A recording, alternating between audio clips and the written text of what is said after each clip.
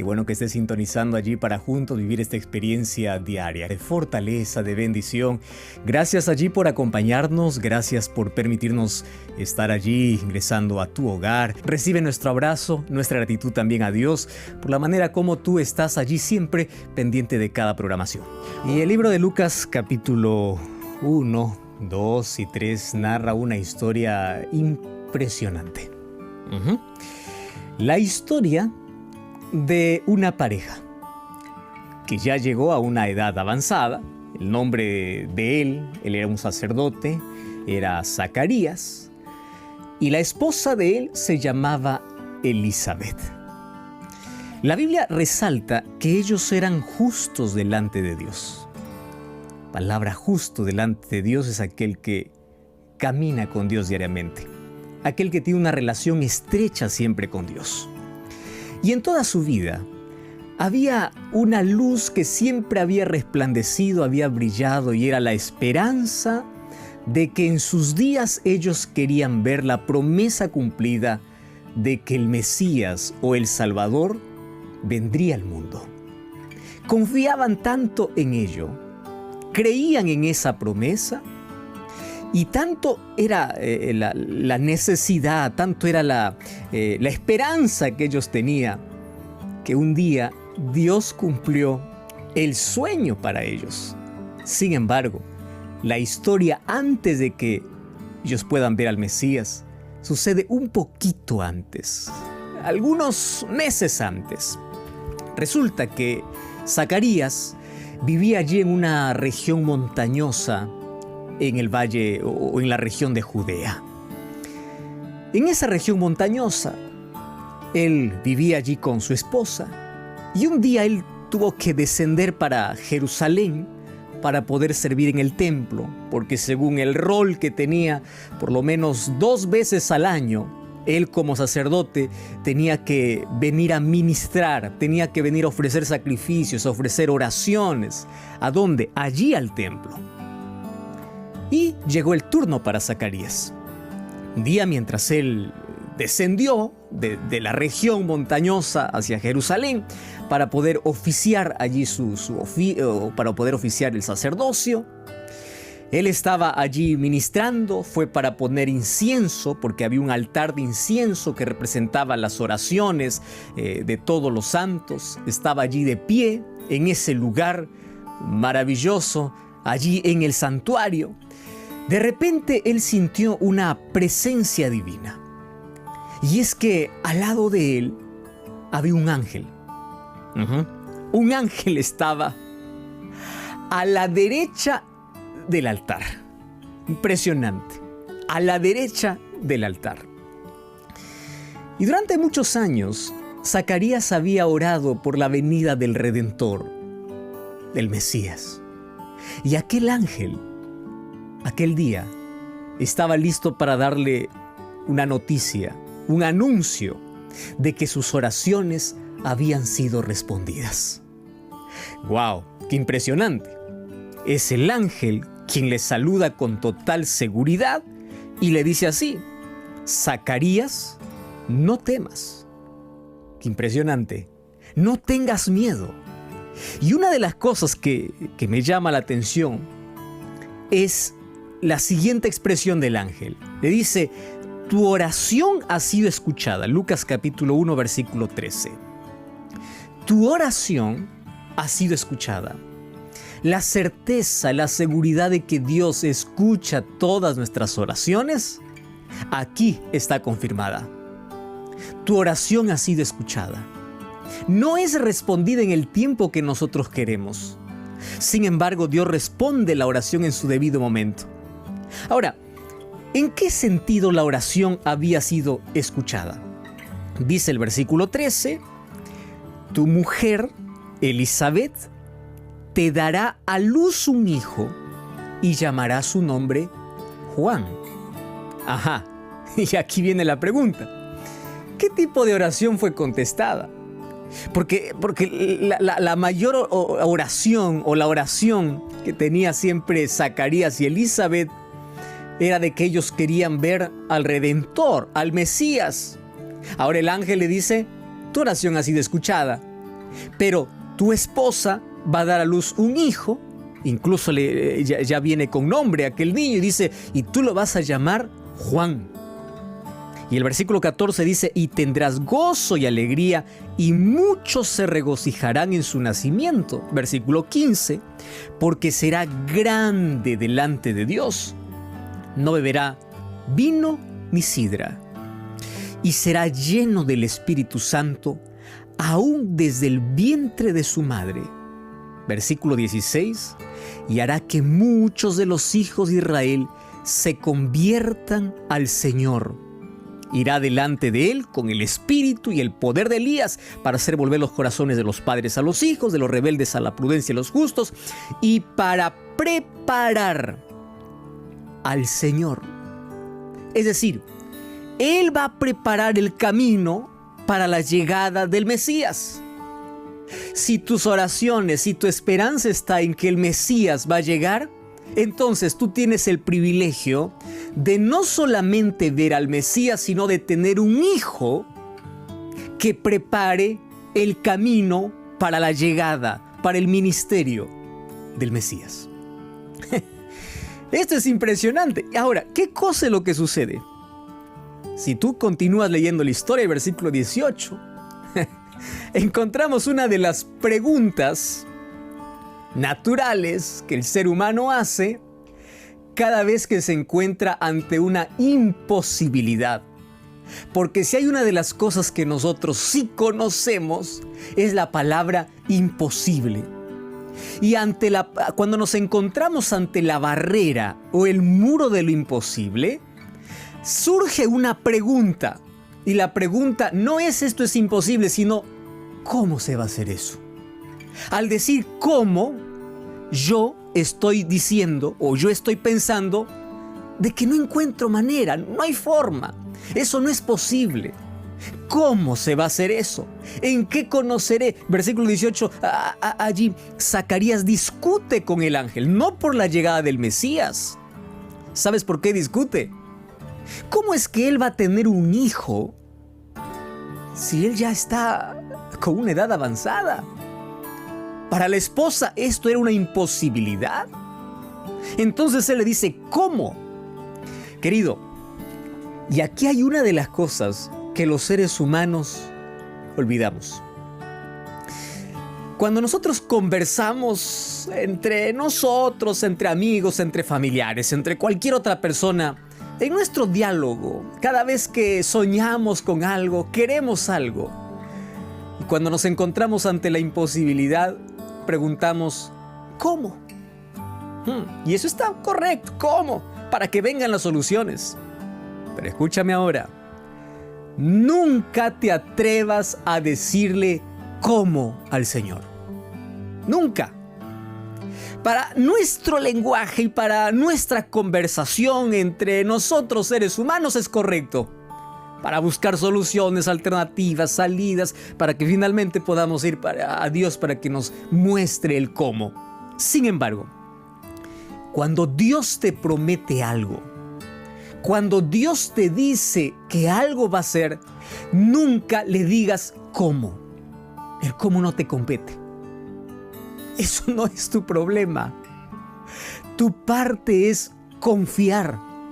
Y aquí Zacarías me muestra uno de los errores más frecuentes y más comunes que el ser humano tiene cuando discute con el Señor. Y siempre le pregunta, ¿cómo va a suceder?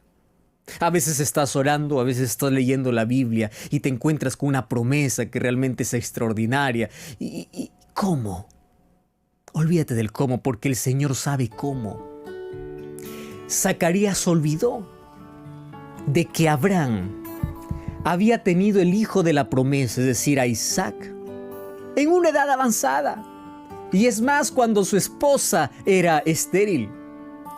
Aquí Zacarías nos recuerda que nuestra mayor debilidad humana es pensar de que Dios no puede cumplir sus promesas. Esa es nuestra debilidad. Porque nosotros estamos acostumbrados entre seres humanos a veces a fallar a nuestras promesas. Y cuando aquí el ángel le promete de que él va a tener un hijo, lo primero que piensa no es en la llegada del niño, sino es en la imposibilidad. ¿Cómo? Mi esposa está ya en una edad avanzada. Yo ya estoy viejo. ¿Cómo voy a tener un hijo? En lugar de alegrarse, abrazar aquella promesa, empieza a pensar en el cómo, cuando el cómo le corresponde en esta promesa solamente a Dios. Y fíjate una cosa, qué contraste. Mira el contraste que voy a hacer. Cuando a Zacarías se le promete un hijo a una edad avanzada, él responde, ¿cómo va a suceder eso?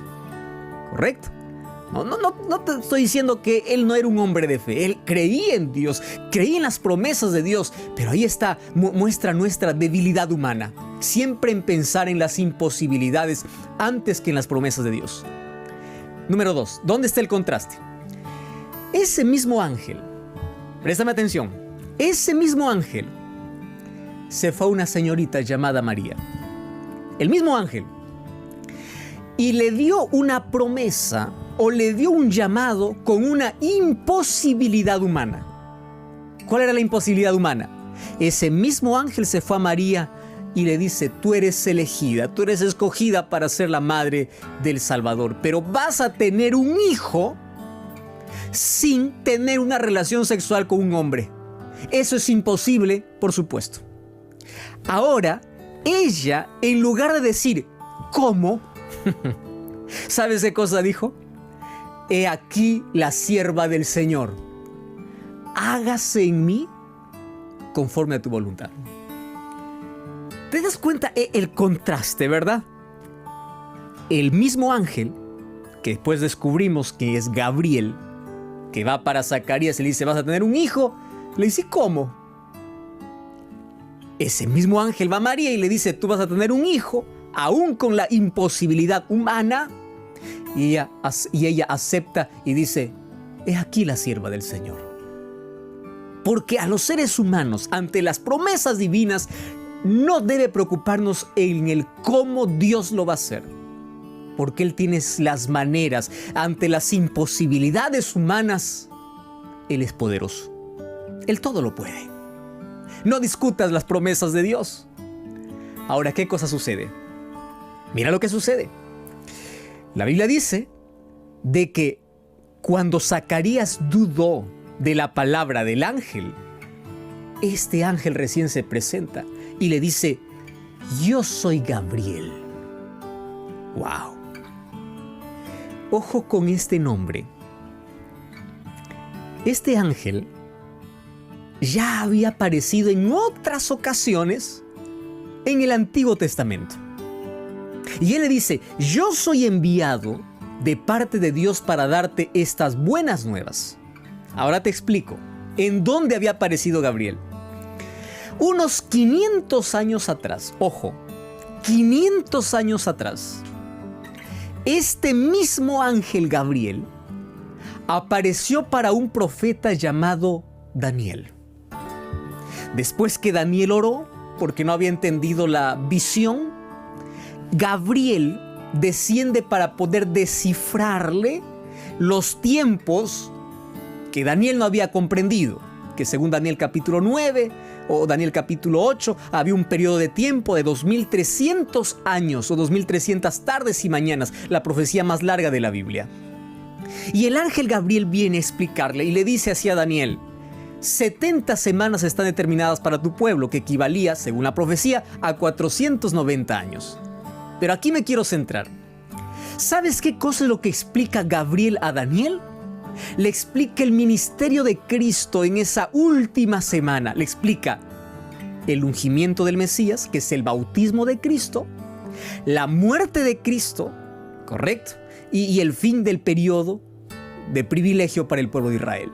Eso es lo que le muestra, le está mostrando el ministerio de Cristo. Entonces, ese mismo ángel que habla con Daniel 500 años atrás de que el Mesías iba a venir, Ahora llega para Zacarías y le dice, el tiempo se cumplió, pero antes de que el Mesías aparezca, tú vas a tener un hijo y tu hijo va a preparar el camino para la llegada del Mesías. El mismo mensajero que apareció 500 años atrás, ahora aparece para este sacerdote llamado Zacarías. ¡Wow! Y esto es impresionante. Para dar credibilidad y evidencia a todo eso, ¿sabe lo que sucede? Dice que Zacarías, por haber dudado de la palabra de este ángel, él quedó mudo. Quedó mudo hasta que el niño nació. ¡Guau! ¿Tú te imaginas? Casi, 9 meses sin hablar. Cuando él salió del templo, él tenía que bendecir a las personas, que oraron con las personas. Pero él ya no podía porque estaba mudo. ¿Y qué cosa sucedió? La gente se asustó, por supuesto. Solo que, cuando vio de que Zacarías salió del santuario, su rostro resplandecía.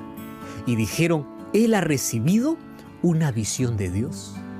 Y él se fue a su casa después de haber cumplido su oficio. Y después, cuando nació el niño, cuando nació Juan, recién dice la Biblia que su lengua fue desligada, despegada. Más o menos fue algo como que la lengua se pegó al paladar. Y él no podía pronunciar palabras, solamente hablaba por señas. Pero cuando nació el niño, él pudo hablar. Y él contó las maravillas que había visto allí en el templo cuando el ángel Gabriel se le presentó. Y esa noticia se divulgó por todos los vecinos y por toda la montaña de Judea. ¿Y qué crees que sucedió?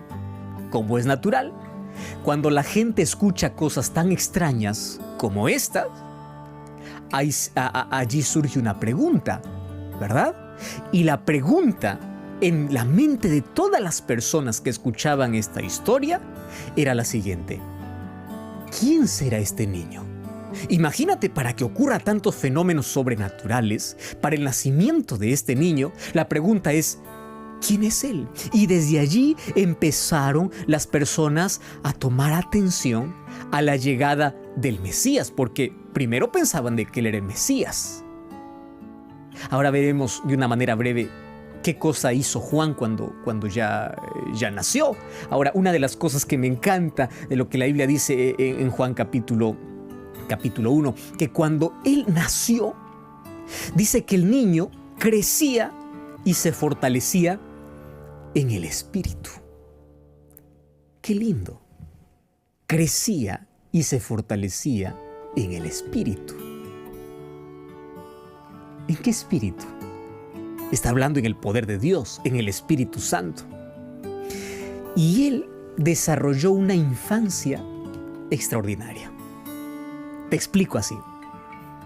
Como el padre vivía allí en una región montañosa, él se crió allí. Y él recordaba, o él ya conocía, las palabras que el ángel había hablado acerca de él. Y como él sabía que iba a cumplir una misión de poder llamar la atención a las personas para el verdadero Dios y de preparar el camino para el Mesías, entonces él tenía que conservarse puro para ser un instrumento completo en las manos de Dios. A fin de cumplir una misión tan especial, él debía mantener íntegra la parte física para tener fuerza mental y poder espiritual. Entonces, este niño, en la medida que crecía, aprendió a dominar sus apetitos y pasiones. Me encanta esta parte de la historia de Juan. Aprendió a dominar su apetito y sus pasiones. ¡Wow! Porque todos nacemos con una naturaleza pecaminosa. Pero si hay alguien que te puede dar la capacidad de dominio, no es tu fuerza. Por eso la Biblia dice que crecía ¿en qué? En espíritu. Se fortalecía en el Señor. Y en el tiempo cuando él nació, ¿sabes qué cosa estaba de moda? Lo que hoy está de moda y durante todo el tiempo estuvo de moda. La codicia, las riquezas, el amor al lujo, la ostentación, la apariencia. Eso se había difundido extensamente. Placeres sensuales, banquetes, borracheras que estaban ocasionando enfermedades físicas y degeneración. Es más, estaban deteriorando la mente a tal punto que los seres humanos eran cada vez más insensibles a la voz de Dios y más sensibles al pecado. Y yo aquí voy a hacer un paréntesis. ¿Sabes dónde lo aprendió eso Juan? En casa. Hablar para ti, mi querido papito, querida mamita, que estás viendo esta transmisión, estás escuchando este programa. Los valores de sencillez, de pureza, de integridad, de dominio. ¿Sabes dónde lo aprendemos? En casa. Sí, él lo aprendió allí. Y es por eso que vemos a un Juan el Bautista, que cuando sale a proclamar, él sale siendo diferente, vistiendo de manera diferente, con un ropaje sencillo, simple, no probando las cosas que todo el mundo probaba. ¿Por qué lo aprendió allí en casa? Desde su niñez y en su juventud, su carácter estaba bien formado, porque es en la niñez donde se adquiere la facultad de dominio propio. Y los padres tienen también una parte importante en esa formación. Es en el hogar donde recibimos la influencia para formar un carácter duradero para la eternidad. Es allí donde se forman buenos hábitos. Es en los primeros años de vida. Préstame atención a lo que te voy a decir ahora. En los primeros años de vida, en la formación de un niño, que se forma una persona que vencerá o será vencido en la batalla de la vida. Primeros años de vida. Y los padres de Juan el Bautista tuvieron tanto cuidado porque sabían que él nació para una misión. Y tú debes tener un cuidado especial por el niño, por el hijo que tienes, porque él también tiene una misión y tú tienes una misión como padre de poder cuidar y formar el carácter también de ellos. Recuerda que es en esos años donde se siembra.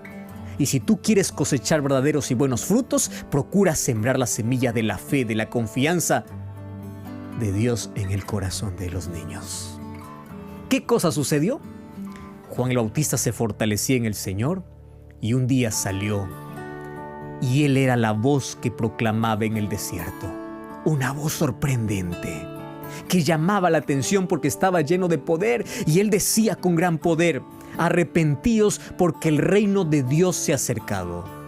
Mientras los otros profetas decían que el reino de Dios o que la venida del Mesías estaba un futuro distante, Juan el Bautista decía: ya no hay más distancia de tiempo. El tiempo llegó.